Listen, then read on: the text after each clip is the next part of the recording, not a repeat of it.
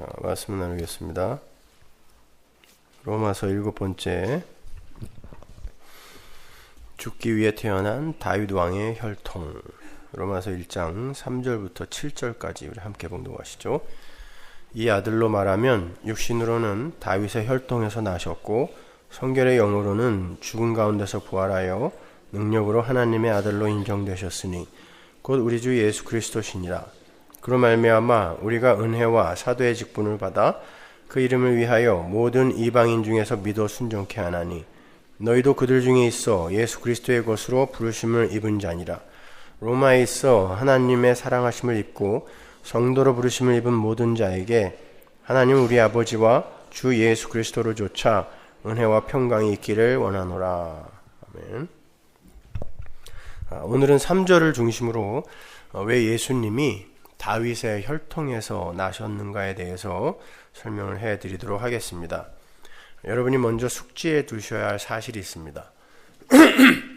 많은 분들이 예수님의 출생이 다윗 왕가에서 비롯되었다는 것의 이해를 예수님은 귀한 분이시고 또 하늘의 왕이시기 때문이다 라고 이렇게 생각하고 계신데, 그건 좀 가난한 이해입니다. 성경은 분명히 하늘의 존재들을 설명할 때 혈통이나 육정의 개입을 불허하죠.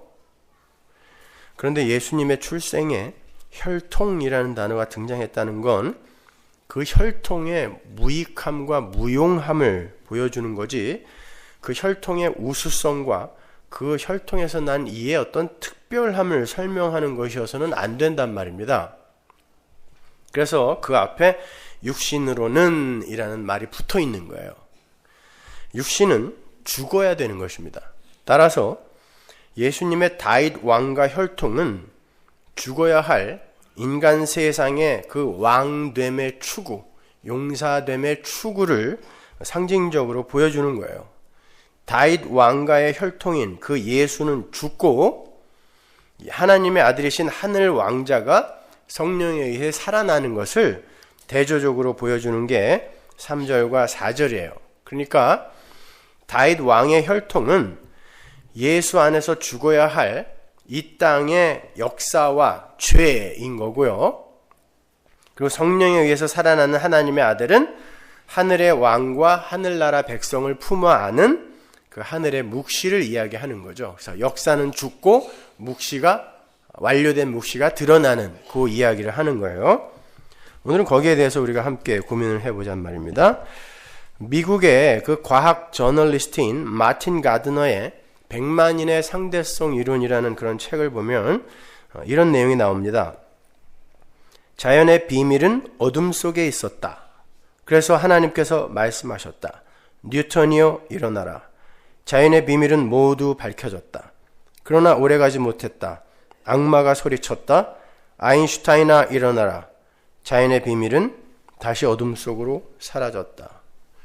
이것은 뉴턴에 의해서 정리되었던 그 자연의 비밀이 아인슈타인의 상대성 이론에 의해서 무참하게 부수어졌고 자연의 비밀은 다시 오리무중으로 돌아갔다라는 그런 비아냥이에요. 아인슈타인이 나타나기 전에 갈릴레오 갈릴레이나 뉴턴의 그런 물리역학 이론은 인과론적이고 그리고 결과론적인, 결정론적인 것이어서 사람들이 자연의 비밀을 이해하는 데 있어서 아주 큰 도움을 주었어요. 항상 원인이 있고 그 원인에 근거하여 결과가 발생한다는 그의 논리는 결과를 추적하여 원인에 도달할 수 있다고 하는 그런 순리의 이해였죠. 뉴턴이나 갈릴레이의 역학은 아주 결정론적인 거고 인과론적이어서 그 결과에서부터 타고 올라가면, 추적해서 올라가면 항상 원인에 도달하게 되어 있어요.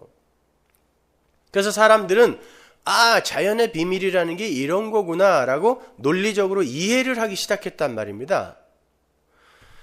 그런데 거기에는 뉴턴이나 갈릴레오 갈릴레이의 그런 자연 역학에는 질서 정연 그리고 돌발 사태 불가라는 그런 확고한 법칙이 함유되어 있었어요. 그런데 아인슈타인이라는 젊은이가 나타나서 상대성 이론이라는 것을 내놓음으로 해서 뉴턴의 인과론과 결정론은 심각한 타격을 입게 됐죠. 아인슈타인은 눈에 보이는 것이 관측자의 운동 속도에 따라서 다르게 감지가 된다라고 주장을 했어요. 그러니까 이 역사 속에서 나타나는 어떤 현상은 그 자체로서 절대성이 없다라고 이야기를 한 거예요.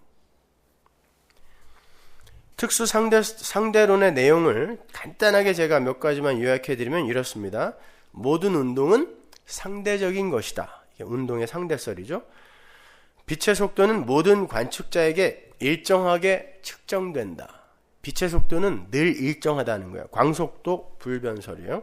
움직이는 물체는 운동 방향으로 줄어든다. 물체의 수축설입니다. 움직이는 물체의 시간은 느려진다. 시간의 지연설이에요. 움직이는 물체의 질량은 많아진다. 질량의 증가설이죠. 광속보다 빠른 물체는 존재할 수 없다. 광속의 극한설입니다.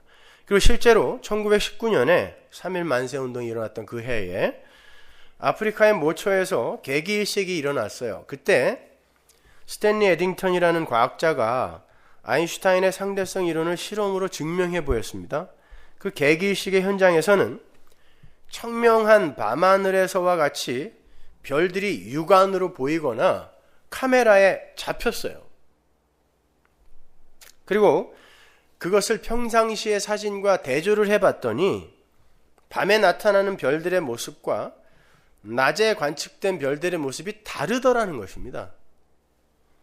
그는 빛이 최고의 속도로 일정하게 달리기는 하지만 매우 강한 인력이 작용하는 곳에서는 빛도 휘어지게 된다라는 그런 특수 상대론을 사진으로 증명해 보인 거예요.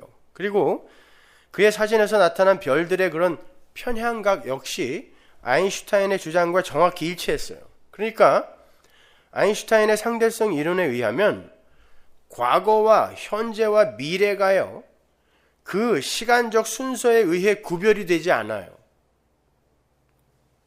관측자의 상태에 따라 과거와 현재와 미래가 순서를 바꾸기도 하고요, 동시에 발생하기도 하고 하나로 통합되기도 합니다. 이게 상대성 이론이에요. 물론 갈릴레오와 뉴턴의 그 고전 역학과 아인슈타인의 그 현대 역학 사이에는 아직도 많은 논쟁이 있고 이견이 있지만 신학을 공부한 저로서는 아인슈타인의 손을 100번이고 들어주고 싶은 심정이에요. 왜냐하면 복음이라는 것 자체가 인과론에 의해 설명되는 게 아니거든요. 그리고 성경의 내용은 그렇게 인과론적이며 결정론적으로 그렇게 이해할 수 있는 그 안에서만 이해할 수 있는 그런 제한적인 게 아니란 말이에요. 성경은요. 아인슈타인의 그 상대성 이론 설명의 핵이라고 할 수 있는 빛에 대한 개념이 성경에 그대로 등장합니다. 성경에서 빛이라는 단어가 제일 처음 등장한 곳이 어디죠? 다시 창세기부터 제가 설명해 드릴까요? 창세기 1장입니다. 혼돈과 공허와 흑암이었던 그 무질서 위에 하나님의 신이 운행을 하세요. 라하프라 그랬죠. 그게요. 덮다, 품어 안다. 운행을 하시자 빛이 생겨납니다. 첫째 날이에요. 그게 하나님은 그 빛을 낮이다 라고 불러요. God called the light day 이렇게 써 있어요. 그 빛을 낮이라 그래요.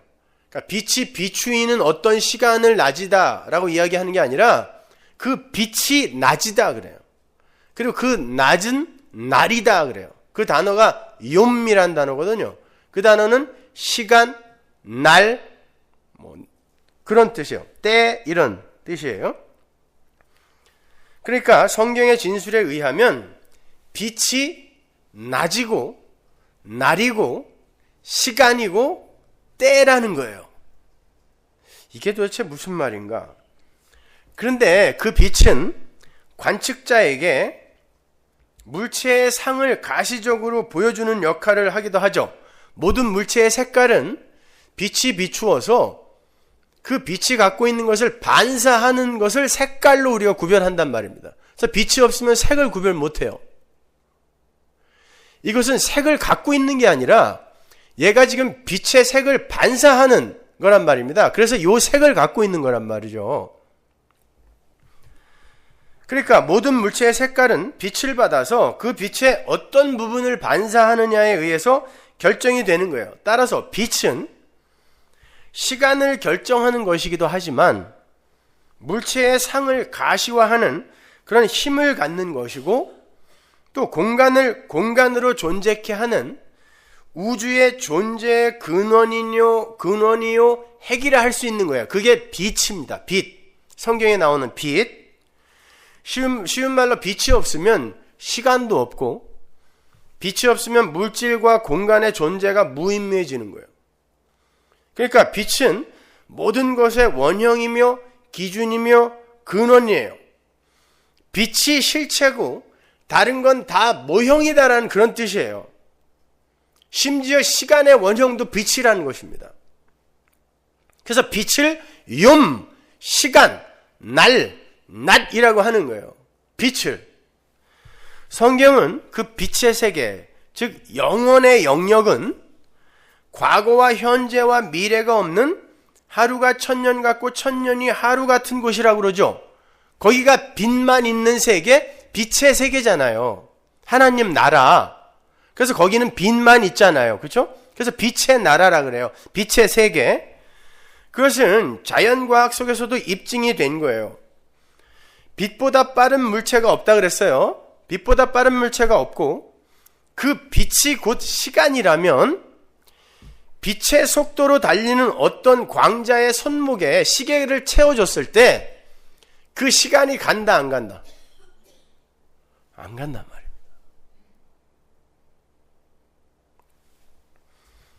시간이란 빛의 속도와 견주어서 거기에 못 미치는 어떤 운동하는 존재들에게 감쥐되는 상대적인 것이기 때문에 빠른 속도로 운동하는 것의 시간은 느리게 가고요, 천천히 움직이는 것들의 시간은 빠르게 가는 거예요. 그래서 빠른 속도로 움직이는 우주선을 타고 우주를 여행하고 온 사람들이 덜 늙는다라는 실험 결과가 나오기도 한 거예요. 시간은 누구에게나 동시에 같은 것으로 감지되지 않는단 말입니다. 그러니까 동시에라는 단어 자체가 사실은 별 의미가 없는 거예요. 모든 인간에게 동시에라는 개념은 없어요. 빠르게 달린다는 건 그만큼 이 땅의 공간과 접촉이 적어진다는 것이죠. 빠르게 달린다는 건. 그렇게 될 때 물질을 썩게 하고 후패케 하는 시간이 상대적으로 느려지게 되는 거예요. 안 늙는단 말이에요. 덜 늙어요. 그 속도가 빛의 속도가 될 때, 다른 말로 빛과 연합된 존재가 될 때는 어떻게 될까요? 빛이 자꾸 달린다고 하니까 우리가 그렇게밖에 지금 설명을 할 수가 없어요. 단어가 그거밖에 없으니까. 그러니까 빛이 달린다라고 얘기하잔 말이에요. 근데 그 빛과 빛의 세계에 들어가서 그 빛과 연합이 되어서 빛과 함께 존재하고 달릴 때 이 사람이 늙겠어요, 안 늙겠어요? 안 늙는단 말입니다. 시간이 없어요. 하루가 천년 같고 천년이 하루 같은 곳이란 말입니다. 거기는. 입안이 다 헐어서 말이 안 나오네요. 말이 막 새요. 자, 그렇게 우리는 그 빛의 세계로 들어가서 시간이 없는 곳에 들어갈 때 우리는 비로소 영원한 현재를 살게 된다 그러는 거예요. 그런데 그 빛의 세계로 들어가기 위해서는 어떻게 해야 된다? 이 공간과 이 접촉점과 마찰면이 없어야 돼요. 그래서 점점 이 땅에서 뜨게 되는 삶을 살게 되는 자를 성도라고 하고, 그들이 도달하는 곳을 빛의 나라라고 한단 말입니다. 그래서 하나님이 구원한 성도는 어떻게 되겠어요? 여기에서 우리의 인생성에 찍히는 점에 관심을 갖지 못하게 계속 밀어붙인단 말입니다. 그렇게 우리는 밀려가는 것 같은데 점점 여러분은 빠른 속도로 이 땅에서 다리를 들어 빠른 속도로 자기부상 열차처럼 하나님 나라로 밀려가고 결국은 빛의 나라로 들어가면 거기가 영원인 거예요. 그러니까 여러분은 지금 망하고 있는 게 아니에요. 죽어가고 있는 게 아니라 빛의 나라로 지금 한 발 한 발 들어가고 있는 거란 말입니다. 반면에 이 땅에 자꾸 눈을 두고 여기에 자기의 뿌리를 박으려고 하는 사람들은 어떻겠어요? 천천히 가죠.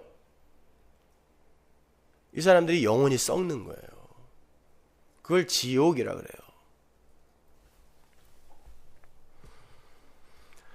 성경은 그러한 이들을 나그네, 이방인, 유목민 이렇게 부르는 거예요.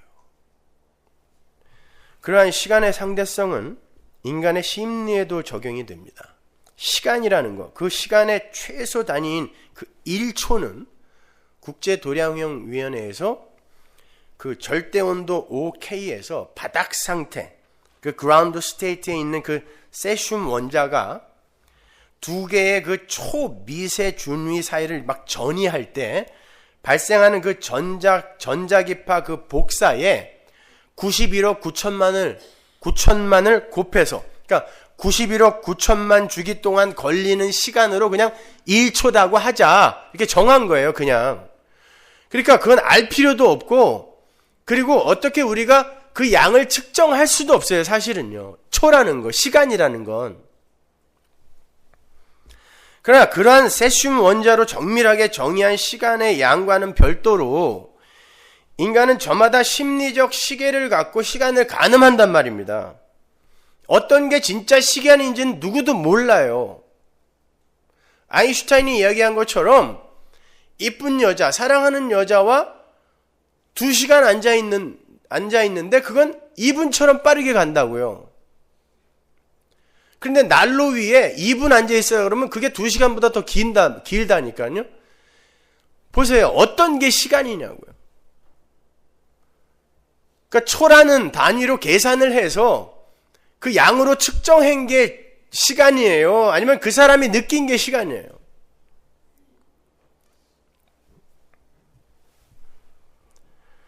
이렇게 시간이라는 것도 공간이라는 것도 어느 것 하나 절대적인 게 없고 빛이라는 것에 의해서 상대적으로 존재하고 감지가 되는 거예요. 뉴턴은 시간의 절대성과 공간의 절대성을 주장한 사람입니다. 여러분, 너무 살기가 힘들어서 아이와 함께 바다로 자살을 하러 가는 엄마가 바라보는 차창 밖의 경치가 어떻게 보이겠어요? 지옥이죠. 아름답겠습니까? 근데 군대 제대하고 사랑하는 부모 형제가 있는 고향으로 내려가는 그 제대 병장의 눈에, 아니면 명절날 부모님 뵈러 가는 자식의 눈에 그 기차 밖의 경치가 어떻게 보이겠어요? 천국입니다. 보세요. 어떤 게 진짜냐고요. 누구의 눈에 비친 공간이 진짜 공간입니까? 성경은 근데 그 빛이라는 것이 이 땅에 와서 하는 일이 무언가 하면, 이제 창세기 1장 2절로 다시 돌아간 거예요. 그 빛이 무슨 일을 하는가 하면 구별이고, 그 구별된 것 중에 빛의 편이 아닌 것을 소멸하는 일을 하는 거예요. 빛이 오자 구별이 일어나죠. 그죠?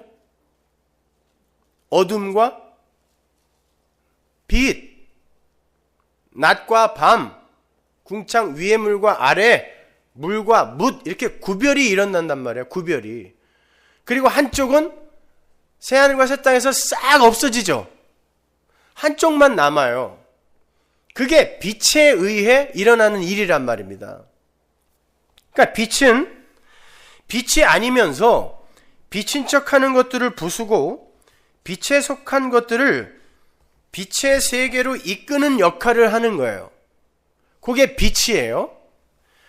창세기의 첫째 날에 빛이 옴으로 말미암아 어두움과 빛의 구별이 일어납니다. 그리고 빛의 대척점에 있는 그 어두움은 이제 빛에 의해서 소멸의 과정을 겪게 되는 거예요. 그리고는 결국 완전히 소멸이 되어서 빛만 남는 세상이 되는 거예요. 이게 계시록으로 이어지는 이어지는 거죠.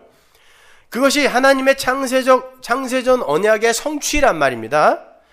그 모든 것이 창세기의 첫째 날 안에 축약이 되어 있는 거예요. 첫째 날.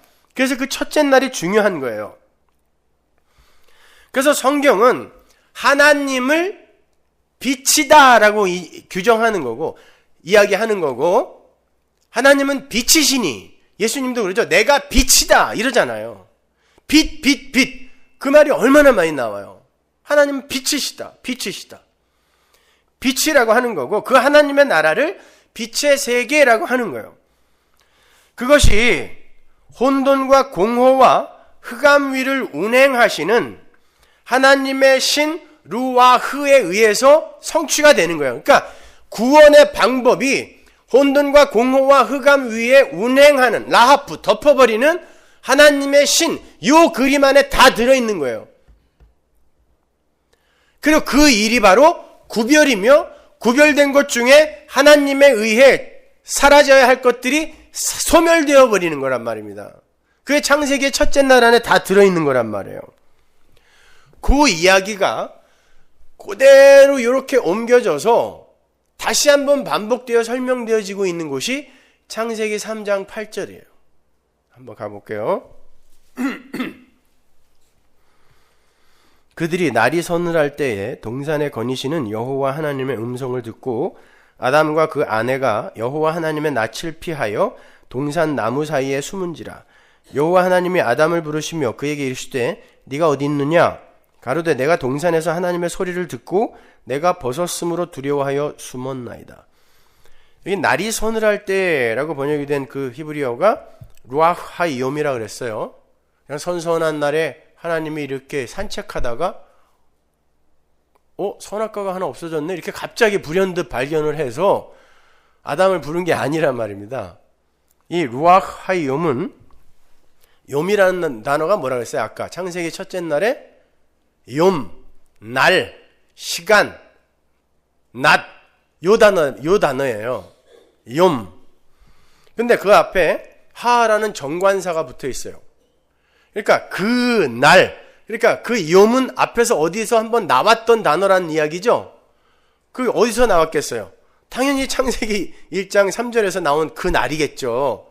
그 날, 관사가 붙어 있으니까 그 날의 르와흐, 하나님이란 뜻이에요.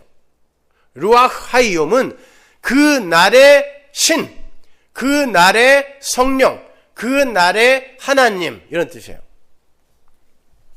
따라서 여기에서 그 날은 다름 아닌 창세기 첫째 날에 빛으로 말미암은 그 낮과 날, 그 시간을 가리키는 거죠. 그리고 8절에 거니시는 이라고 번역이 된 단어가 강림하다 라고 번역이 되어야 더 문맥에 맞아요. 강림하다. 아울러 8절과 10절에서의 그 음성, 그리고 소리라고 번역이 된 그 히브리어 콜은 하나님의 음성이라기보다는 하나님이 강림하실 때의 소리를 가리키는 거예요. 왜냐하면 하나님께서 소리를 듣고 숨었는데 그 숨은 상태에서 하나님이 아담아라고 부르셨단 말이에요. 그러니까 하나님이 아담아 하고 내려오신 게 아니라 하나님이 어떤 소리를 내고 오셨는데 그 소리 때문에 아담이 숨었단 말이에요. 그런데 그 상태에서 하나님께서 아담아라고 부른 거예요. 그러니까 8절과 10절의 소리는 여호와의 음성이라기보다는 구약의 여러 책에 나오는 것처럼 우레, 곡성, 바람 등의 여호와 하나님의 강림의 소리를 가리키는 거죠. 근데 그러한 소리와 함께 강림하신 하나님은 항상 심판의 하나님으로 오신단 말입니다. 빛이 있으라 라는 그러한 소리와 함께 빛과 어두움이 섞여 있던 곳에 하나님이 강림하시자 빛과 어두움이 구별이 되죠. 분리가 돼요. 그게 심판이에요. 그리고 하나가 남겨지는 거예요. 그게 구원이에요. 그러니까 구원은 항상 심판과 같이 오게 되어 있단 말입니다. 그래서 창세기 1장 첫째 날에 그 날의 하나님, 나를 창조하셨으니까 그 날의 하나님, 그 날의 하나님은 심판과 구원을 동시에 가져오시는 하나님이신 거예요. 근데 그 날에 하나님이 소리와 함께 강림하셨더니 아담이 숨어버렸고 그 아담을 하나님이 확 그냥 불태워 죽여버리는 게 아니라 아담아 라고 불렀단 말입니다. 여기에는 지금 그 혼돈과 공허와 흑암인 그 아담 위에 창세기 1장의 그 이야기처럼 죄를 지음으로 말미암아 아담이 어두움으로 갔잖아요. 그 어두움 위에 하나님의 신, 그 날의 르와흐, 똑같은 단어가 나온단 말이에요. 그 날의 그 르와흐, 빛이 있으라의 그 르와흐가, 성령이, 수면 위의 신이 똑같이 아담을 덮고 오는 거란 말이에요. 그러니까 하나님은 아담을 지금 죽이러 오는 거예요? 아니면 살리러 오는 거예요? 살리러 오는 거란 말입니다. 그래서 아담이 안 죽는 거예요. 똑같은 이야기인 거예요. 이사야서 13장 6절 보세요. 너희는 애곡할지어다 여호와의 날이 가까웠으니 전능자에게서 멸망이 임할 것이미로다. 여기 보세요. 여기도 그 날을 심판의 날이라 그러죠. 욤이에요. 똑같은 단어죠. 요엘서 1장 15절 오라 그 날이여, 똑같아요. 여기도 하이욤 또 똑같이 나와요. 여호와의 날이 가까웠으니 곧 멸망같이 전능자에게로서 이르리라.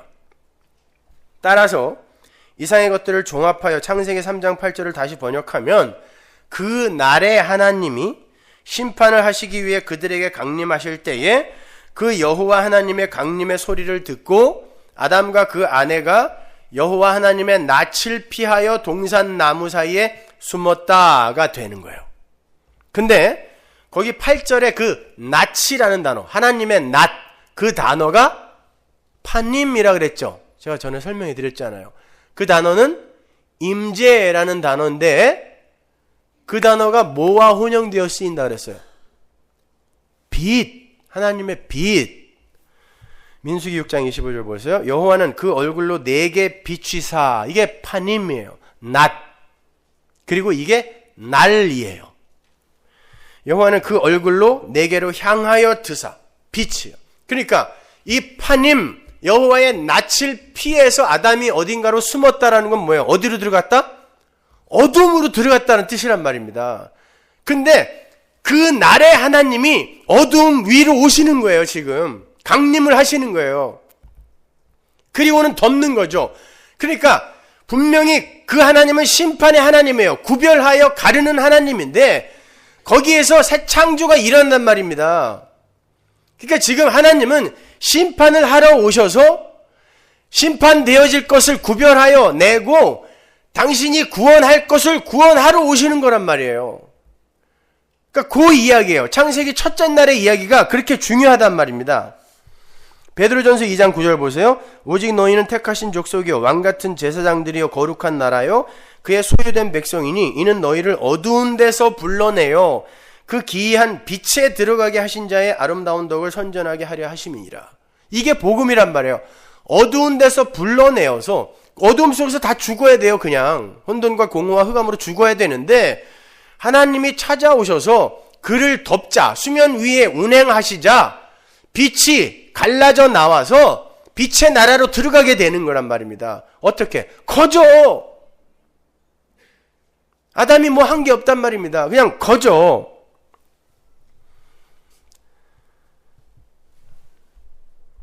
자, 그런데 어떤 방법으로 그 일을 행할 것인가가 이제 창세기 3장 15절부터 쭉 설명이 되는 거죠.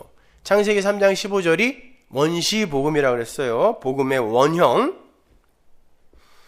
창세기 3장 8절에서 그 날의 하나님, 그 창세기 1장 3절에 그 빛의 하나님으로 강림하신 하나님께서 여인의 후손과 뱀의 후손을 원수가 되게 만들겠다 그래요. 가르겠다는 거죠. 구별해 내겠다는 거예요. 하나로 섞여버렸잖아요. 그게 한 편이 됐잖아요. 지금 뱀이 여자를 꼬셨더니 여자가 뱀에게 넘어가서 한 편이 됐잖아요. 섞였단 말입니다. 그게 어두움이에요. 그게 흑암이에요. 거기에 빛이 오자 이게 갈라지는 것처럼 하나님이 지금 여자와 그 뱀의 후손을 갈라버리겠다라고 하는 거예요. 그건 둘 중 하나를 갈라내서 한쪽은 내 편으로 만들겠다는 거죠. 근데 뱀은 여인의 후손의 발 뒤꿈치를 물고 피를 빠는 형식으로, 그러나 여인의 후손은 자기 피를 빨고 있는 뱀의 머리를 부수는 방식으로 그 일을 이루시겠다는 거예요. 그 말을 잘 이해하셔야 돼요. 거기에서 뱀은 바로 우리 성도 자신을 가리키는 거예요. 단순히 우리를 미혹하는 우리 밖에 어떤 대상으로서의 악한 존재, 이걸 뱀이라고 생각하지 마세요. 나란 말입니다. 나. 하나님께서 뱀을 저주하실 때 뱀에게 너는 흙을 먹으라 그러죠. 흙 먹는 뱀 보셨어요? 뱀이 흙 안 먹습니다. 그럼 무슨 말 하신 거예요? 실수하신 거예요, 하나님이? 흙은 누구예요? 너는 흙에서 났으니 흙으로 돌아가라. 나란 말에 나. 나는 뱀의 먹이라니까요. 이 세상에 태어난 모든 인간은 죽는 날까지 뱀의 먹이에요. 그러니까 그 뱀의 휘하에서 우리는 열심히 여인의 후손의 발꿈치를 물고 피를 빠는 그런 마귀적 본성을 갖고 태어난단 말이에요. 그래서 우리는 지금도 계속해서 예수를 십자가에 못 박아 죽이고 있다니까요. 나라는 왕, 나라는 우상을 섬기기 위해 우리는 언제든지 하나님을 배신한단 말입니다. 우리는 죽는 날까지 나만을 위한 선택을 하며 살잖아요. 그러니까 우리는 계속해서 예수님의 발 뒤꿈치에 피를 빨아먹는 거예요. 용서받아야 할 자로 존재하는데 예수님은 우리에게 그 피와 살을 그냥 계속 준다니까요. 이 마귀 새끼인 나에게 그걸 계속 줘요. 그게 승리다가 바로 머리가 깨진다는 뜻이에요. 그게 하나님 나라의 삶의 원리잖아요. 우리는 이 세상, 마귀의 세상에 속해서 끊임없이 자식이고 부모고 이용하려고 살고 있어요. 하나님까지도 우리는 이용하려고 살고 있잖아요. 그게 피를 빼먹는 거예요. 살을 뜯어먹는 거예요, 뒤꿈치를. 근데 하나님이 요한복음 6장에 보면 우리에게 피와 살을 주러 왔다 그런다니까요. 너 한 번만 더 물면 그냥 밟아 죽인다가 아니라 계속 먹어라 라는 말입니다. 안 먹으면 안 된다는 거예요. 그런데 그렇게 우리에게 피를 빨리고 살을 주는 그분이 바로 구원자, 이게 바로 깜짝 놀랄 승리란 말이에요. 하나님 나라의 삶의 원리란 말입니다. 이게 뱀의 머리가 부수어지는 거예요. 약함으로 강함을 정복하는 것입니다. 우리는 우리의 인생 동안에 그걸 체휼하고 가는 거예요.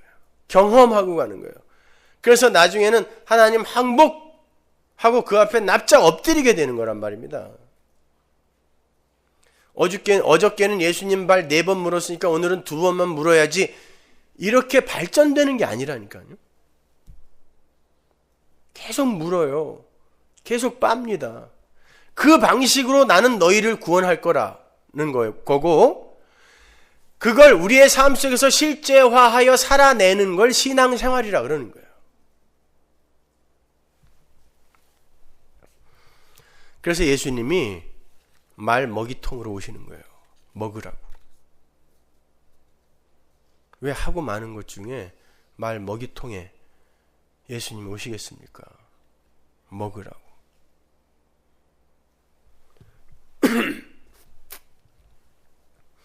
하나님은 그 증거로 역사상 첫 번째 제사의 제사장이 되시죠. 아담의 부끄러움을 가리기 위해서 첫 번째 희생 제물이 희생됩니다. 이게 첫 번째 제사예요. 인류 첫 번째 제사. 근데 그 제물을 누가 잡으세요? 하나님이 잡으시잖아요. 그리고는 그것으로 아담의 부끄러움을 가려주죠. 그러니까 인류 최초의 원시 제사장은 누구예요? 하나님이란 말입니다. 잡혀 죽은 제물 하나님인 거예요. 그러니까 성경은 하나님에서 시작하여 하나님으로 끝나요. 인간의 변화와 성숙과 발전과 잘남과 인기 같은 건 어디 들어갈 틈이 없어요. 그걸 알고 가는 걸 기독교라 그래요. 영적으로는 그 짐승이 죽을 때 아담과 하와가 같이 죽는 거예요. 심판이 일어나는 거예요. 그렇게 정령 죽으리라의 그 하나님의 언약은 무죄한 짐승의 죽음 속에서 성취가 되고, 그 짐승의 죽음이 아담과 하와의 죽음을 막아서는 거예요. 일사부재리의 원칙이니까. 얘들 대신에 내가 죽었으니까 얘들은 죽으면 안 됩니다. 이게 바로 예수의 구원이란 말입니다. 보세요. 내가 대신 죽어줬더니 얘들이 이렇게 착해졌잖아요가 아니라 그냥 내가 대신 죽었으니까 그걸로 끝! 이게 구원이란 말입니다. 그 이야기를 히브리서 기자가 이렇게 묘사를 하죠. 히브리서 7장 26절. 이러한 대제사장은 우리에게 합당하니 거룩하고 악이 없고 더러움이 없고 죄인에게서 떠나 계시고 하늘보다 높이 되신 자라. 저가 저 대제사장들이 먼저 자기 죄를 위하고 다음에 백성의 죄를 위하여 날마다 제사를 드리는 것 같이 할 필요가 없으니 이는 저가 단번에 자기를 드려 이루셨습니다. 율법은 약점을 가진 사람들을 제사장으로 세웠거니와 율법 후에 하신 맹세의 말씀은 영원히 온전케 되신 아들을 세우셨느니라. 누가 대제사장이라는 거예요? 예수. 근데 그 대제사장이 뭘 드렸대요? 자기를 드렸다는 거예요. 그러니까 창세기의 그 제물과 대제사장은 하나님이란 말입니다. 예수란 말이에요. 예수. 자꾸 우리를 드리겠다 그래요. 우리는 무슨 헌신이니 뭐니 하면서 내가 나를 드리겠대 하나님에게. 그거 안 받는다니까요. 하나님이 그거 안 받아요. 아담과 하와 그 무죄했던, 우리보단 낫을 거 아니에요. 무죄한 자로 났으니까. 그리고 죄라고는 그냥 선악과 하나 먹은 거 그거밖에 없으니까 우리보단 낫을 거 아니에요. 근데 그것도 안 받았다니까요. 근데 우리를 받는단 말이에요. 지금 하나님 우리 안 받아요. 그럼 걱정하지 마세요. 이렇게 그 날의 하나님, 즉 창세기 첫째 날의 그 빛의 하나님께서 흑암 위에 운행하시니까 빛, 날, 낮이 생겼듯이 선악과를 따먹고 혼돈과 공허와 흑암이 되어버린 아담과 하와 위에 그 날의 하나님께서 강림하시니까 죽어야 할 흑암이 빛으로 끌어당겨지는 역사가 일어나는 거예요. 그러니까 창세기 3장 8절 이하의 이야기는 심판의 이야기가 아니라 구원의 이야기인 거예요. 즉 그 첫 창조 속에 속한 땅의 것들이 하나님의 심판에 의해 기각이 되고 부정이 되며 새 창조의 영역으로 옮겨지는 구원의 이야기인 거란 말입니다. 그러한 현실은 구약에서의 안식일이 깨지고, 그리고 안식 후 첫날이 교회의 예배 날이 되는 것 안에도 나타나는 거예요. 오늘이 안식 후 첫날이죠. 구약에서는 구약 내내 그 안식일이 얼마나 소중한 것으로 여겨졌어요. 창세기 1장에서부터 시작해갖고 안식하면 죽인다. 근데 우리는 지금 그 안식 후 첫날을 하나님을 예배하는 날로 삼아 예배하고 있잖아요. 창세기에 의하면 7일을 주기로 돌아가는 이 시간, 날의 완료 지점은 안식일인 일곱째 날입니다. 첫 창조의 영역 속에서는 일곱째 날 안식, 그걸로 끝나잖아요. 그게 첫 창조의 영역 속에서의 날, 시간의 완료 지점이에요. 안식일이. 그래서 하나님은 일곱째 날에 복을 주시며 그날을 거룩하게 했다라고 이야기하는 거예요. 날에, 시간에 복을 주신다니까요. 시간을 거룩하게 했다 그래요. 창세기 2장 3절 보세요. 하나님이 일곱째 날을 복주사 거룩하게 하셨으니 이는 하나님이 그 창조하시며 만드시던 모든 일을 마치시고 이날에 안식하셨음이더라. 이게 역사 속의 시간이잖아요. 그렇죠? 7일을 주기로 돌아가는 이 역사의 날의 이 시간의 영역 속에서 시간의 날의 완료 지점은 요 7일째란 말이에요. 그런데 그 날에 복을 주고 그 날을 거룩하게 하셨다는 건 시간이 어떻게 복을 받고 시간이 어떻게 거룩해져요. 날이. 그 안에 어떤 메시지가 들어있다는 뜻이란 말입니다. 어떤 복된 메시지가 그 날 안에, 안식일이라는 것 안에. 근데 우리가 이미 공부해서 알지만 그 안식일은 누가 성취해내세요? 예수님이 십자가에서 성취해내시는 거잖아요. 그래서 우리가 예수님이 그걸 성취하시고 부활하신 안식 후 첫날 예배를 하는 거잖아요. 그래서 예수님은 끊임없이 안식 후 첫날만 나타나세요. 제자들에게도. 그러니까 이 세상 역사가 기각이 되고 십자가 안에서 예수님이 세우신 새로운 그 새 창조가 이제 우리에게 열렸단 말이에요. 그래서 그 죽어야 할 아담을 찾아가셔서 그 아담을 불러내시는 하나님이 그 날의 하나님, 첫째 날의 하나님이란 말이에요. 첫째 날은 뭐예요? 안식일 다음 날, 안식 후 첫날이잖아요. 그래서 그 날의 하나님이 아담과 하와를 찾아가는 거란 말입니다. 둘째 날의 하나님도 아니고 셋째 날의 하나님도 아니고 일곱째 날 안식의 날 하나님도 아니에요. 첫째 날, 그 날의 욤, 하이욤, 르왁 하이욤, 그 날의 하나님, 창세기 1장 3절에 그 하나님이 죽어야 할 아담, 흑암인 아담, 어둠 속으로 숨은 아담을 찾아가는 거예요.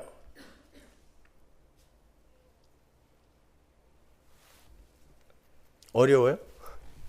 안 어렵죠? 오늘 새벽에도 어떤 왼수가 저보고 설교 너무 어렵게 한다고 회개하라고 이메일 썼더만. 하여튼 그 인간은 꼭 주일날 새벽이면 이렇게 이메일을 써갖고 사람 속을 뒤집어 놔가지고 말이죠. 우리 집사람이 만나면 죽여버린다 그러는데 토네스교에서 한번 만났는데 얼른 도망가더라고요. 안 어렵죠? 지가 괜히 이해 못하니까 그냥 연락가지고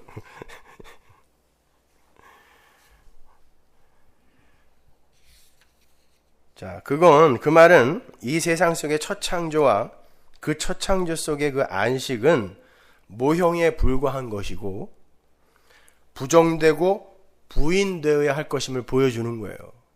그래서 안식일을 안 지키면 죽인다라고 그렇게 안식일을 소중하게 이야기하셨으면서도 결국 안식일을 파기시켜버리는 것입니다. 아닌 거예요, 그거는. 그러니까 진짜 시간의 완료 지점, 시간의 지성소, 그걸 안식일이라고 그러거든요, 구약에서. 그건 하나님의, 빛의 하나님에 의해 완료가 될 거라는 거예요.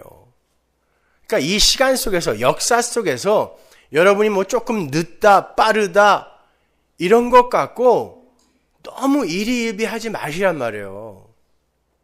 이 시간은 상대적인 거예요. 상대적인 거고 결국은 소멸될 거라니까요. 레시트, 태초에 이게 시간의 창조, 시간의 시작이잖아요. 그러니까 없어질 거란 말이에요. 이건 영혼 속에서. 그러니까 이 속에서 야, 이 나이쯤 되면은 내가 이 정도 거리는 와 있어야 되는 거 아니야? 이 정도는 높아져야 되는 거 아니야? 그러니까 그 나이가 뭐냐고요. 천국 가면 장유유서 없다 그랬어요. 시간이 없는 곳에 무슨 장유유서가 있어요. 그러니까 여기에서 이 시간 속에서 이 지점에서는 내가 이 정도는 되어 있어야 되지 않는가? 이것 자체가 넌센스인 거예요, 여러분. 성도에게 있어서는.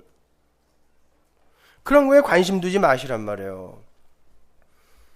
어두움인 이 세상에 빛의 하나님이 강림하시죠. 어디입니까 그게? 요한복음이죠. 그리고 창세기 12장 2절의 말씀처럼 그 어두움을 덮으셨어요. 어두움을 덮으셨어요. 라하프. 창세기 1장 2절의 말씀처럼 어두움을 덮으셨어요. 그게 라하프라고 했어요. 혼돈과 공허와 흑암을 하나님의 신이, 그 날의 하나님, 루아흐 욤, 그 날의 하나님이 덮자 창조가 일어났잖아요. 근데 빛이 오셨어요. 요한복음에 보면. 근데 그 빛이 오셨더니 세상이 뭐였다 그래요? 어두움이라 그러죠. 근데 그 어두움 위를 예수님이 덮으셨다는 말이 요한복음에 나와요. 그 라하프라는 운행했다, 덮다라는 그 단어를 헬라어로 바꾸면 스케노예요. 장막을 치다, 덮다. 그 단어가 어디 나오냐면 요한복음 1장에 나옵니다. 9절 보세요.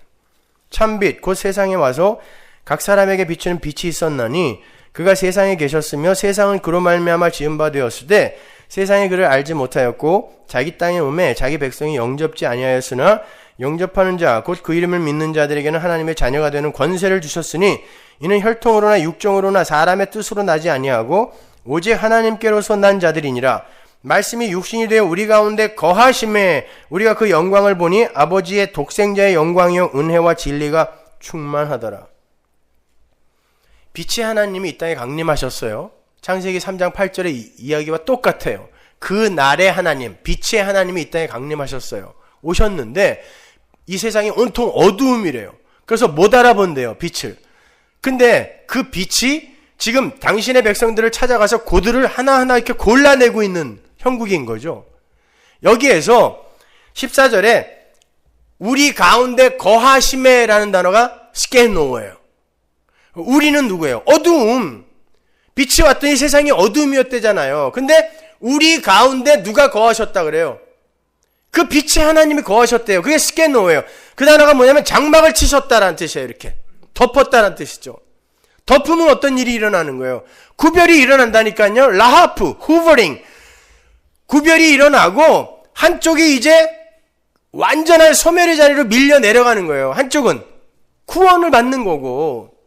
지금 요한복음 1장의 그 이야기가 창세기의 그 이야기와 똑같은 이야기란 말입니다.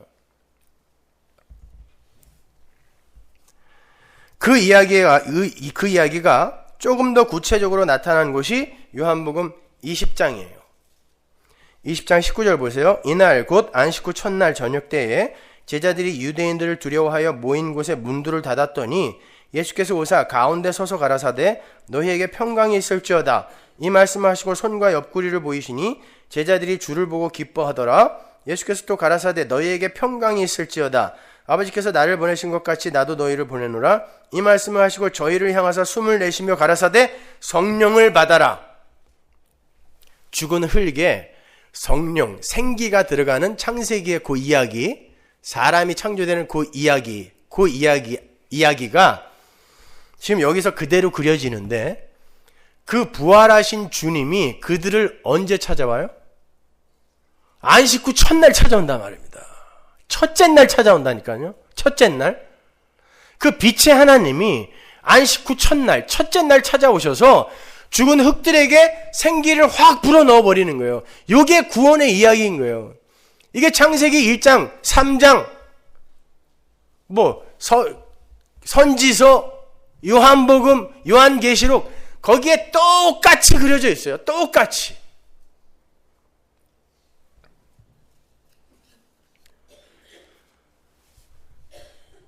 그런데 그들에게 어떻게 성령이 주어지게 되는 거예요? 어떻게? 예수라는 대제사장이 예수라는 제물을 갖고 하나님 앞으로 나아가 그들의 죄를 덮어버렸기 때문에 그들이 산자가 되는 것임을 보여주는 거잖아요. 예수님이 십자가 지고 난 이후에 오신 거 아닙니까 지금? 그 이야기인 거예요. 사도행전에도 똑같은 그림이 나오죠. 오순절날 성령 강림 사건이에요. 예수 때려 죽인 그 다락방 안에 흑암들 위에 소리와 함께 르와흐, 그날에 하나님이 강림하시죠. 덮는단 말이에요. 그랬더니 거기에서 무슨 일이 일어나요? 구별이 일어나요. 교회가 창조돼요. 나머지는 유기된 자로 구별되는 거예요. 거기서 교회가 생김으로 말미암아. 근데 그게 어떤 날 이루어진 거예요? 오순절은 6월절 안식일로부터 7째 안식일 다음 날이잖아요. 안식 후 첫날이란 말입니다. 그날도. 그러니까 첫째 날 일어날 그 일, 창세기의 첫째 날에 일어났던 그 일이 지금 창세기 3장에서 요한복음에서 계시록에서 선지서에서 계속 반복하여 보여지고 있는 거예요. 이게 구원이야. 이게 영생이야. 이게 복음이야. 이거 설명해 주는 거예요. 우리에게요. 그런데 어떻게 교회가 탄생했어요? 예수님이 십자가 지시고 죽음으로 말미암아. 그들이 한 건 뭐예요? 예수님 때려 죽인 것밖에 없다니까요. 근데 살아났단 말입니다. 살아나서 예수님이 원하는 수준만큼 잘하지 않은 놈은 다 탈락시킬 거야. 이런 말 없단 말이에요, 성경에. 그냥 그 안으로 들어간 자는 그때부터 예수 그리스도가 어떤 분인지를 드러내는 그릇으로 쓰이는 거예요. 그릇으로. 어떻게 쓸지는 몰라요. 그러나 그릇으로 쓰이는 거예요. 그게 하나님의 영광을 나타내는 자란 말입니다. 하나님의 영광, 내 영광이 아니라 변화된 나의 모습으로 내 인기와 자랑을 챙기는 게 아니라 하나님의 영광을 나타내는 거라니까요. 사람들이 그걸 이해 못해요. 자존심 상해서.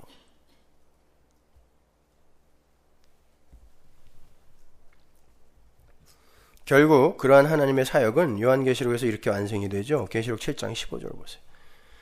그러므로 그들이 하나님의 보좌 앞에 있고 또 그의 성전에서 밤낮 하나님을 섬김에 보좌에 앉으신 이가 그들 위에 장막을 치시리니. 이 말이 똑같은 단어예요. 스케노.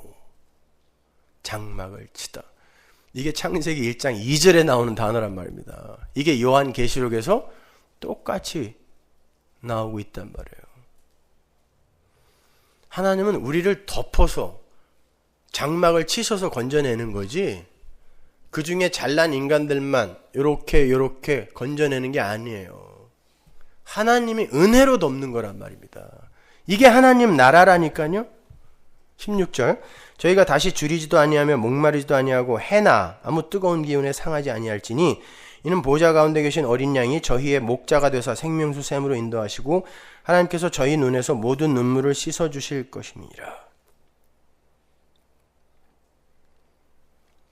하나님이 그들 백성 위에 장막을 치심으로 무엇으로부터 그들이 보호된다 그래요?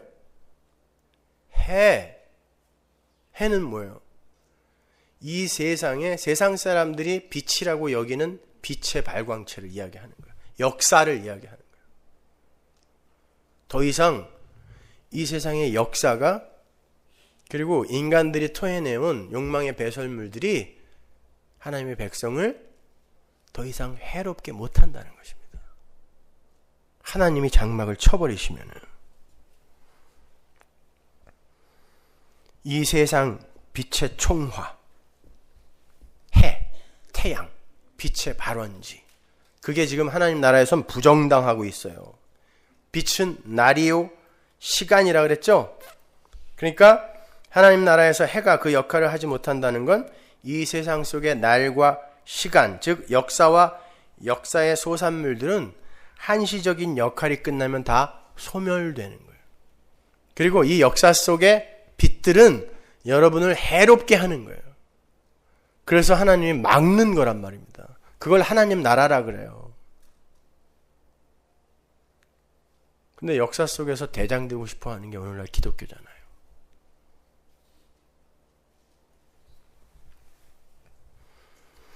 이 역사와 시간과 공간의 역할은 인간들이 스스로의 힘으로 행복과 구원에 도달하려고 할 때 그 방법과 수단으로 채택하고 쌓고 채우는 것들이 어떻게 무용한 것인지를 가르쳐주는 교훈의 현장일 뿐이에요. 역사는. 그리고 그거 싹 쓸어버리고 예수라는 빛에 위에 세워지는 그 진짜 나라를 보여주는 거예요. 왜? 그 가짜 빛의 나라가 너희들에게 그렇게 해로운 것인지 알았어? 됐으니까 이제 진짜 빛인 예수의 나라로 들어와야지. 그게 이 역사예요. 가짜 빛들이 이렇게 창궐하고 있는 이 역사. 그게 왕이 되고 싶어서 선악과 따먹은 아담들이 토해내온 욕망의 소산들 아닙니까? 그래서 예수님이 다윗 왕의 후손으로 설통으로 오셔서 죽어버리는 거예요. 이건 죽어야 되는 거라는 걸 보여주는 거예요. 전부 왕 되고 싶어 하잖아요. 그래서 지금도 세대주의자들은 다윗 왕국의 회복을 기다리잖아요. 그게 마귀적 발상이란 말입니다.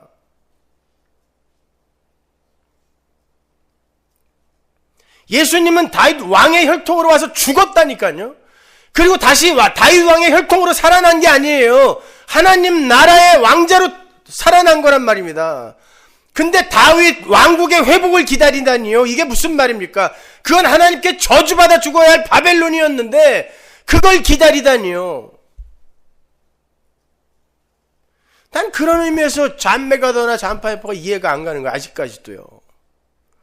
근데 그런 사람들이 아직도 그걸 기다리고 있냐고요. 난 도대체가.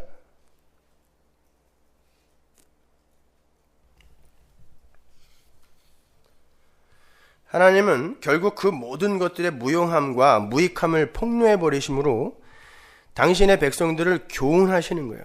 그래서 결국 모든 하나님의 백성들은 해 아래에 있는 이 세상 그 어떤 것들로도 궁극의 행복과 구원에 도달할 수 없다는 걸 배우고 오직 행복과 구원의 근원이신 예수만을 붙들게 되는 거예요. 그게 이 세상의 시간과 공간의 역할이에요. 그리고는 사라지는 것입니다. 계시록 21장 23절 보세요. 그 성은 해나 달의 비춤이 쓸데없으니 이는 하나님의 영광이 비치고 어린 양이 그 등이 되심이라. 만국이 그 빛 가운데로 다니고 땅의 왕들이 자기 영광을 가지고 그리로 들어오리라. 성문들을 낮에 도무지 닫지 아니하리니 거기는 밤이 없습니다. 완료된 이 하나님 나라, 여기에서 뭐가 사라지고 있어요? 해와 달, 이 세상 빛의 총화, 해와 달이 사라진단 말입니다. 그 해와 달이 이 세상의 역사인 거예요. 그리고 역사 속에서 인간들이 추구하고 있는 모든 것, 이게 해와 달이라니까. 가짜 빛, 섞여 있는 빛, 거기에서 진짜 빛이 오셔서 진짜 빛들, 빛에 속한 것들만 끄집어내는 거란 말입니다. 그게 무용하다는 걸 배우는 거예요. 뭐 전부 망한다 이런 뜻이 아니에요, 여러분. 잘 되는 그 속에서도 하나님의 백성은 이거 아닌데 배울 수 있다니까요. 우리 영커플 순혁이가 서울대학교 교수가 됐어요. 이제 됐대요. 그런데 또 메일이 와서는 어떻게 하면 좋냐고, 자기. 이제 진짜 자기가 가고 싶어 했던 그 고지 꼭대기에 내가 올라가게 됐는데 두렵다는 거예요.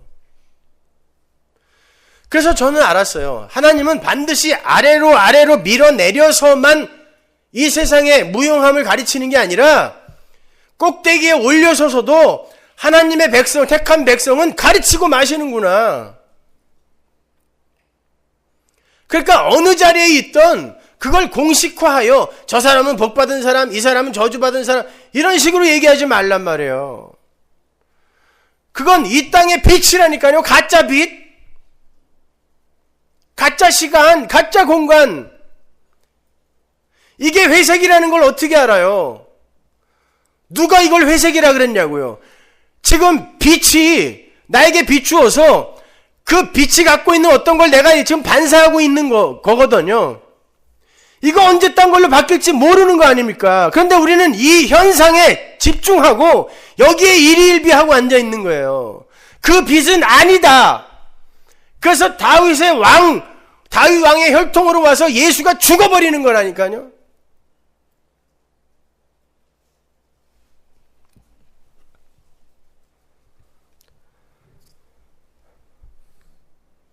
그래서 하나님은 생명나무를 그룹들과 화염검으로 막아버리신 거예요.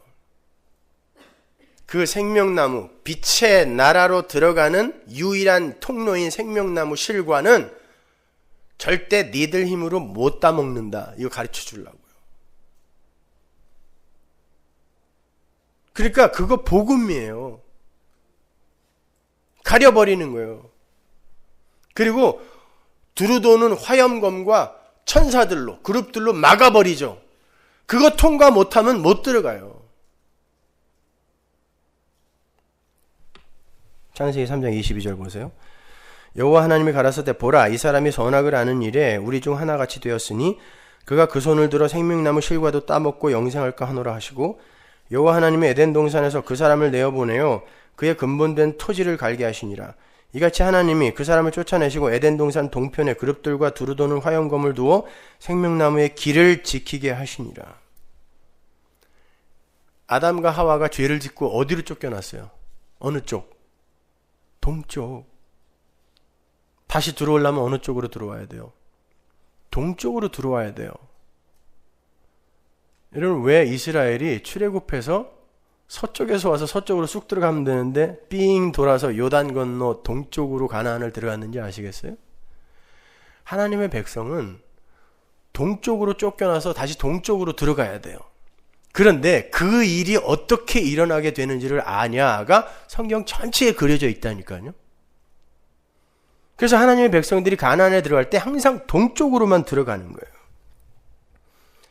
그 이야기가 에스겔서 10장과 11장에서 아주 자세하게 또 풀어서 설명이 되어 있는데, 재밌는 건요, 하나님께서 이스라엘을 바벨론으로 보내버리시고 하나님께서 같이 따라간다라는 거 아세요? 하나님의 임재가 있는 에덴에서 쫓아버리시고 성소가 있는 데에서 쫓아버리셨는데 하나님이 쫓아가세요.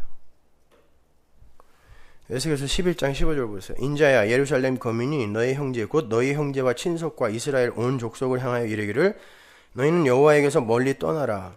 이 땅은 우리에게 주어 기업이 되게 하신 것이라 하였나니 그런즉 너는 말하기를 주 여호와의 말씀에 내가 비록 그들을 멀리 이방인 가운데로 쫓고 열방에 흩었으나 그들이 잃은 열방에서 내가 잠깐 그들에게 성소가 되리라 하셨다. 하나님이 쫓았어요. 동쪽으로 쫓았단 말이에요. 그런데 내가 그곳에서 그들의 성소가 되겠대요. 무슨 말이에요? 내가 같이 가겠다는 것입니다. 아담과 하와가 에덴에서 쫓겨났을 때 하나님 어디 계셨어요? 에덴에 계셨습니까? 아담과 하와가 쫓아갔다니까요. 야곱이 아버지 집 가나안에서 쫓겨갈 때 하나님이 뭐라 그랬어요? 내가 너를 절대 놓지 않겠다 그랬어요. 쫓아갔다니까요. 하나님은 쫓아가세요. 어디로 쫓아가는지 보세요. 에스겔서 11장 23절.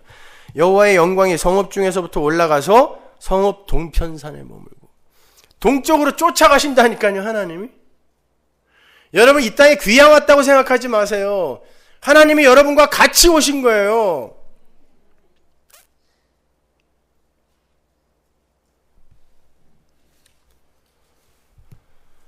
아브라함의 이야기와 출애굽 이야기도 마찬가지인 거예요. 하나님은 아브라함에게 가나안 땅을 주겠다고 약속하셨어요. 그러니까 가나안 땅은 아브라함과 그 후손들의 땅인 거죠. 그런데 이스라엘이 애굽으로 먼저 쫓겨갑니다. 무슨 죄를 지어서 간 거 아니죠? 배고파서 간 거잖아요. 물론 죄인들이지만 사건화된 어떤 특별한 죄 때문에 보내진 게 아니잖아요. 그러니까 보세요. 원래 가나안 땅 주인이었던 그들이 무언가를 배우기 위해 지금 애굽으로 하나님에 의해 밀려가는 거예요. 그건 아브라함에게 이미 약속하신 거였고, 아담 마찬가지예요. 야곱 마찬가지예요. 이미 그들에게 하나님의 언약이 주어졌는데 뭔가를 가르치기 위해 계속 밀어내신다니까. 어디로? 동쪽으로요. 에스겔서에서도 나중에 보면 하나님이 먼저 성전으로 돌아오시고 그 다음에 이스라엘이 면목 없이 쫓아 들어와요. 그러니까 하나님이 먼저 앞장서서 가셨다가 그들과 함께 계시다가 먼저 앞장서서 들어와서 얘들아 이제 됐어, 이리 들어와. 그리고 방 다 쳐놓고 처소 예비해놓고 들여보내는 거예요. 마찬가지인 거예요. 이스라엘이 애굽에 가 있을 때 하나님이 그들과 함께 계셨다 안 계셨다? 계셨단 말이에요. 왜? 야곱에게 약속했잖아요. 내가 너 절대 너에게서 떠나지 않을 거야 그랬으니까 야곱이 식솔들 데리고 거기 갔을 때 하나님이 같이 계셨다니까요. 뭔가를 가르치기 위해 함께 계신 거예요. 그리고는 때가 되니까 그 이스라엘을 데리고 약속의 땅 가나안으로 들어오시는 거예요. 그런데 어떻게 들어오세요? 여호수아가 요단강 동쪽, 가나안 동쪽을 통하여 요단강을 건너 가나안에 딱 입성하자마자 누가 기다리고 있었어요? 검을 든 천사가 기다리고 있었대요. 두루 도는 화염검이란 말입니다. 그 두루 도는 화염검을 통과해야 약속의 땅, 생명의 실과 먹으면 들어가는 빛의 땅에 들어갈 수 있단 말이에요. 근데 칼을 들고 기다리고 있었다니까요. 못 들어간다는 것입니다. 그러면 어떻게 들어가야 돼요? 그때 할례 행해라 그러죠. 할례가 뭐예요? 나 대신에 누군가가 내 죄 때문에 죽었다라는 것을 내 몸에 흔적으로 갖고 있는 걸 할례라고 하잖아요. 너는 절대 못 들어가. 선악 갖다 먹었기 때문에 죽어야 돼. 근데 너 때문에 점도 없고 흠도 없는 어떤 재물이 먼저 죽었단다. 그걸 아는 자만 빛의 나라로 들어가는 거예요. 그래서 이스라엘이 동쪽으로 들어와서 예수 그리스도의 희생을 알고 가나안으로 들어가는 그런 그림을 보여주는 거란 말입니다.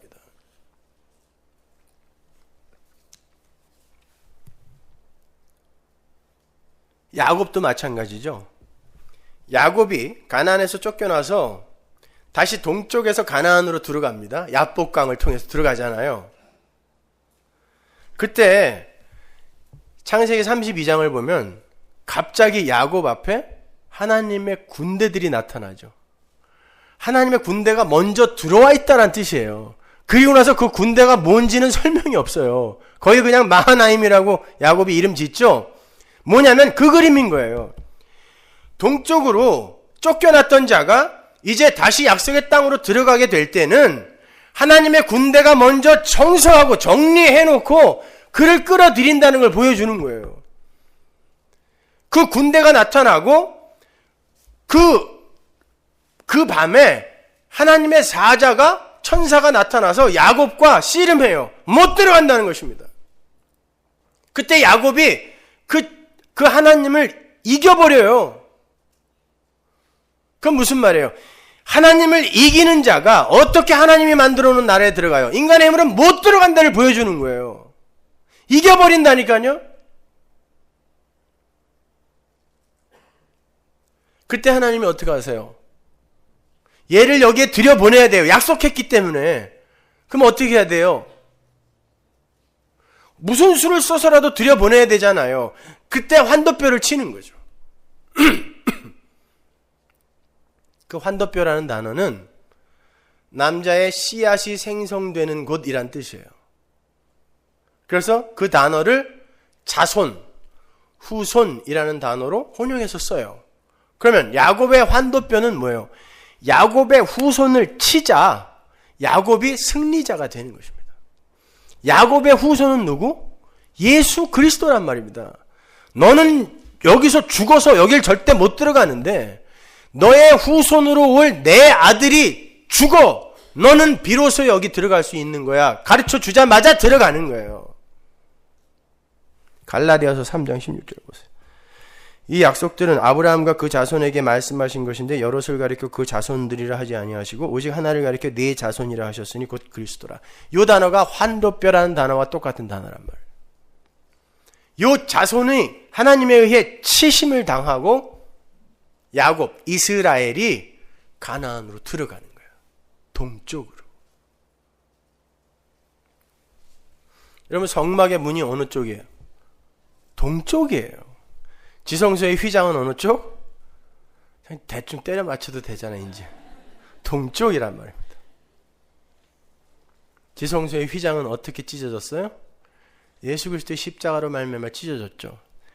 성소의 문, 그 문은 어떻게 통과할 수 있어요?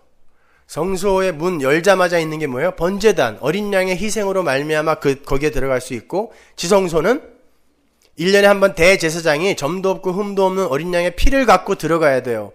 보세요. 동쪽 문은 반드시 어린 양의 피, 하나님의 은혜로만 들어갈 수 있는 거예요. 그 이야기가 성경 전체에 기록이 되어 있는 거란 말입니다. 그렇게 인간들의 빚 행세는 다 기각이 되고 인간들의 역사와 그 역사를 채우고 있는 인간 행위가 전부 부정당하는 거예요. 그게 다윗 왕이 되고 싶어하는 이 역사와 인생들의 말로인 거예요. 그건 다 죽어야 돼요. 우리의 인생 속에서도 왕이 되고 싶어하는 그 힘의 추구, 우리가 성도가 맞다면 그게 다 죽어가는 거예요. 이제. 그래서 예수께서 바로 그 다윗 왕의 혈통으로 오셔서 육신으로 죽어버리는 거예요. 여러분의 인생 속에서도 그 죽음의 잔치가 이제 벌어지게 되어 있는 것입니다. 계속 죽는 거예요. 그래서 이렇게 하나님은 이 역사 속에서 시간과 공간과 그 안을 채우고 있는 사람의 거룩을 전부 부수고 들어오세요. 그래서 시간, 거룩한 안식일이 십자가에서 박살나는 거고, 그래서 안식 후 첫날이 우리의 예배날이 된 거고, 그리고 성전, 거룩한 공간이죠. 거룩한 성전이 박살나고 사흘 만에 내가 다시 짓겠다라고 한 예수 안에서 진짜 거룩한 예수, 그 예수가 우리에게 주어지는 거죠. 사람 마찬가지예요. 바리새라는 단어가 거룩이란 뜻이거든요. 구별하다, separate, 거룩이에요. 바리새인이라는 인간의 거룩이 예수의 십자가에 의해서 부서지고 진짜 거룩하신 예수 안으로 들어가서 우리가 구원받는 거예요. 그러니까 시간, 공간, 인간, 이 역사 속에 빛 아래, 태양 아래에서의 모든 빛의 추구, 빛의 흉내, 이건 예수의 십자가 안에서 다 박살나는 거예요. 그리고 예수 안에서 다 완성되는 거예요. 시간, 공간, 인간 다. 그게 성경입니다. 그게 복음인 거예요. 그거 보고, 그거 깨닫고, 맞아요. 저희는 예수만 붙들어야 되는군요. 예수만 믿어야 되는군요. 그거 붙들고 가면 돼요. 다른 거 없어요. 그거 붙드는 신앙은요, 여러분 좀 지루합니다. 내가 뭔가를 하고 끊임없이 성숙되어지고 변화되어지고 그럴듯한 종교 행위들을 내놓는 그 일은요, 재밌어요. 아주 재밌습니다. 힘들 것 같죠? 재밌어요. 근데 예수만 붙드는 그 삶은요, 누가 알아주지도 않고 내 스스로 변화도 없는 것 같고 진짜 내가 예수를 붙들고 있는 건가 걱정도 되고 너무 지루하고 불안해요. 근데 그 하나님이 나를 붙드는 거란 말입니다. 그래서 진짜 복음을 아는 사람들은 이렇게 맥이 하나도 없어 보여요. 이렇게 그냥 예수를 믿는 건지 마는 건지.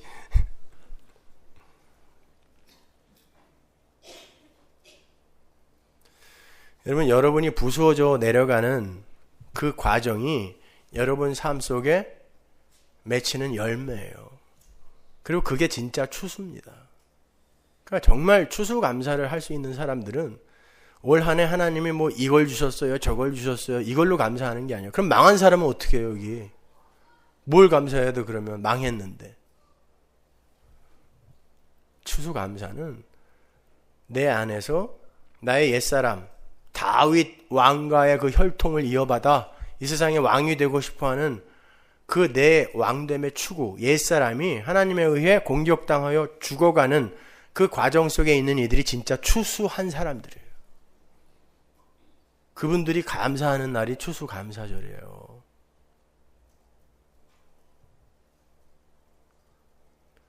오늘 추수감사절인데 진짜 그 진짜 추수로 감사할 수 있는 여러분들이 되시기 바랍니다. 기도하겠습니다. 하나님의 은혜를 감사합니다. 참 세상 사람들은 우리가 무엇으로 감사를 하고 있는지 이해할 수 없다라는 것을 저희 잘 압니다. 어떻게 내가 망해가고 부수어지는데 그것을 추수라고 생각하고 그것을 감사한다고 이런 수선들을 떱니까? 하나님, 그러나 우리는 압니다. 그게 진짜 추수이고 그게 진짜 감사라는 것을. 오늘 하루 진짜 감사를 드릴 수 있는 그런 진짜 추수감사절을 우리 성원아 교회가 잘 보낼 수 있게 도와주옵소서. 예수님 이름으로 기도합니다.